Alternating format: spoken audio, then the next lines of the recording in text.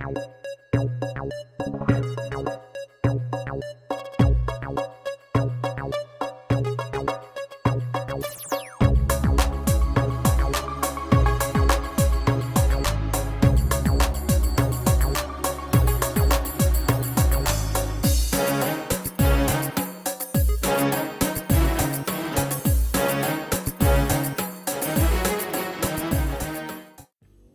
मैं आपके साथ एक सच्ची कहानी शेयर करने जा रहा हूँ। ये कहानी किसी भी मशहूर इंसान की नहीं है जिसके बारे में आपको कहीं किताबों में जिक्र मिले, बल्कि ये कहानी है आपके मेरे बीच रहने वाले एक आम इंसान की। एक ऐसे इंसान की जो कभी आसमान पर था, एक दिन ज़मीन पर आ गिरा और फिर अपनी मेहनत से आसमान पर पहुँच गया। तो चलिए सुनते हैं कहानी। इस कहानी को पढ़ने के बाद आप महसूस कर पाएंगे कि इंसानों में अगर चुनौतियों का सामना करने का जज्बा और परिस्थितियों को से लड़ने का माजा हो तो कुछ भी असंभव नहीं। कोई भी परिस्थिति या चुनौती इंसान को तब तक मजबूर नहीं कर सकती जब तक कि इंसान उसके सामने हथियार ना डाले। ये रियल लाइफ स्टोरी हमें बताती है बुलंद इंसानी हौसले किसी भी चुनौती को पस्त होने पर मजबूर कर सकते हैं। ये बात उस समय की है जब मैं कॉलेज में पढ़ा करता था। कॉलेज का टाइम शायद किसी के भी जीवन का सबसे रोमांचकारी समय होता है। पढ़ना लिखना, घूमना फिरना, मूवीज़ देखना, क्लासेस बंक करना, पार्क में बैठकर टाइम पास करना, मेरा भी जीवन कुछ ऐसे ही बीत रहा था। मैं भी अपने दोस्तों के साथ अक्सर एक पार्क में बैठकर टाइम पास किया करता था। ये हमारे शहर का एक वेल मेंटेन्ड पार्क है। इसके चारों तरफ बहुत सारी दुकान हैं। उन दुकानों के आगे पानी पूरी, आइसक्रीम, फास्ट फूड आदि के बहुत सारे हाथ ठेले भी खड़े रहते थे। इस पार्क में बहुत सारे लोग अपनी सेहत बनाने के लिए सुबह शाम घूमते नजर आता था। शाम के समय तो लोग अपने परिवारों के साथ यहाँ आकर तरह तरह की चीज़ों को खाने पीने का लुत्फ उठाते हैं। हम भी हफ्ते में एक दो चक्कर तो इस पार्क के लगा ही आया करते थे। एक बार कुछ व्यस्तता के चलते हम दोस्तों काफ़ी दिनों बाद पार्क घूमने गए। पार्क में घूमने फिरने के बाद कुछ खाने का इच्छा लिए हम लोग हाथ ठेले वालों की तरफ गए तो वहाँ फास्ट फूड का एक नया ठेला देखकर वहीं रुक गए। दूसरे ठेले वालों के बजाय उसके यहाँ भीड़ भी ज़्यादा नज़र आ रही थी। एक चीज़ जो हमारे लिए उस समय अजीब थी, उस ठेले पर एक आदमी के साथ एक औरत भी मौजूद थी जो कि फास्ट फूड बना रही थी और वो आदमी सर्व कर रहा था।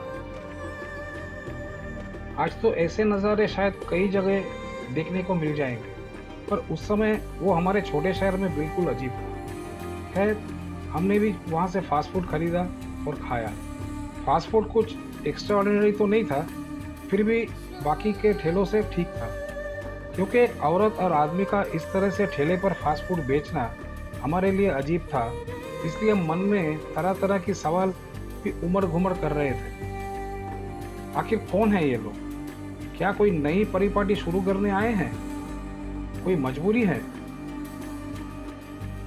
उन दोनों को देखकर बहुत सारे सवाल दिमाग पे दस्तक दे रहे थे। अपने सवालों को शांत करने के लिए जब हमने उनके बारे में जानकारी हासिल की तो पता चला कि ये लोग कभी बहुत अमीर हुआ करते थे। वो आदमी जो फास्ट फूड सर्व कर रहा था कभी बहुत बड़ा बिजनेसमैन था, पर अपने कुछ गलत डिसीजंस के चलते उसको इतना बड़ा लॉस लगा कि घर बार, गाड़ी, प्रॉपर्टी, बिजनेस सब का सब बिक गया और अब घर चलाने के लिए इस तरह फास्ट फूड का ठेला लगाना पड़ता है। हमने भी सोचा मजबूरी आदमी से क्या क्या करा लेती है। जो आदमी कभी खुद करोड़पति था, जिसके घर पर नौकर चाकर थे, आज सड़क पर ठेला लगाकर खुद लोगों को फास्ट फूड सर्व कर रहा है। अपने रूटीन के हिसाब से हम दोस्तों अक्सर पार्क में घूमने जाते रहते थे। हमने उस ठेले को हमेशा वही देखा, उस औरत और आदमी को उसी तरह काम करते हुए पाया। कभी हमने उन दोनों को चेहरे पे कोई मजबूरी, शर्म, चिंता की लकीरें नहीं देखी। उन्हें देखकर ऐसा लगता ही नहीं था कि इन्होंने इतना कुछ खोया है। हमेशा चेहरे पर हंसी, लोगों से मुस्कुरा कर बात करना उनका जिंदा दिली के साफ साफ बयां करता था। अब हमारे कॉलेज ख़त्म हो चुके थे। ज़्यादातर लोगों को अलग अलग जगह पर जॉब लग चुकी थी। मुझे भी किसी दूसरी शहर में जॉब मिल गई और मैं वहाँ नौकरी करने चला गया। नौकरी के दौरान घर आना जाना लगा रहता था, पर पार्क जाने का मौका कभी नहीं मिला। काफ़ी वर्षों बाद एक बार जब मैंने पैतृक शहर में ही था तो एक पुराना दोस्त मिल गया, तो उसके साथ घूमने फिरने के इरादे से जब एक जगह पहुंचा तो देखा वही औरत ठेले पर फास्ट फूड बना रही थी और कुछ लड़के सर्व कर रहे थे। फौरन मैंने अपने दोस्त से पूछा, यार ये हस्बैंड वाइफ तो पार्क के पास ठेला लगाते थे ना, फिर अभी यहाँ कैसे? और वो इसका हस्बैंड भी कहीं नजर नहीं आ रहा है। उसने मुझसे कहा, भाई अब ये लोग गरीब नहीं रहे, अपने शहर के सबसे पॉश इलाके में इनका मकान है, अच्छी खासी प्रॉपर्टी बना ली है। हस्बैंड ने फिर से अपना वही पुराना बिजनेस शुरू कर दिया है और वो उसको संभालता है। फास्ट फूड का बिजनेस ये औरत संभालती है।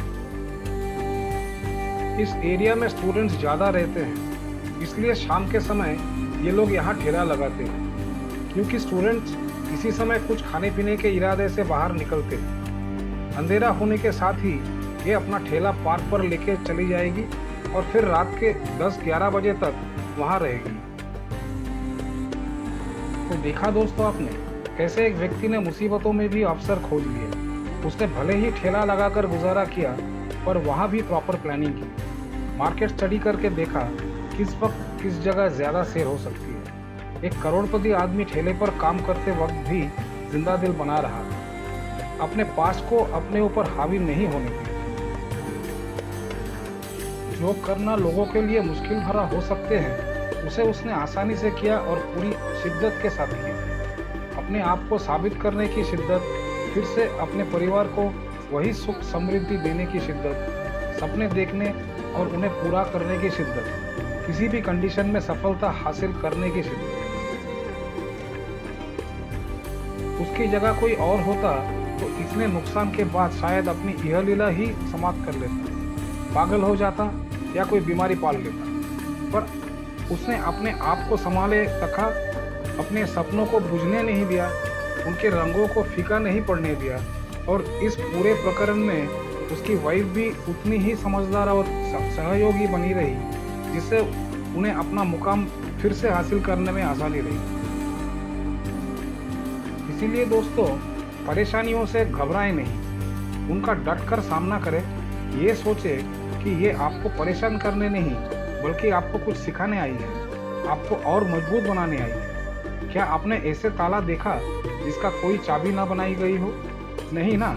तो ऐसे ही ईश्वर भी बिना समाधान के कोई समस्या नहीं बनाता, बस ज़रूरत है चाबी को ढूंढकर ताला खोलने की। तो दोस्तों, ये थी हमारी आज की कहानी। उम्मीद है आपको पसंद आई होगी। कृपया हमें कमेंट सेक्शन में अपने मूल्यवान कमेंट दें। अगर आपको वीडियो पसंद आया हो तो कृपया लाइक बटन दबाएं और हमारे चैनल को सब्सक्राइब करके हमें सपोर्ट करें। कृपया बेल का बटन दबाएं और ऑल बटन का चयन करें, ताकि आपको हमारे भविष्य के वीडियो के बारे में सूचनाएं मिलती रहेगी। बहुत बहुत धन्यवाद दोस्तों, और आज के लिए बस इतना ही। मिलते हैं आप सभी से हमारे अगले वीडियो में।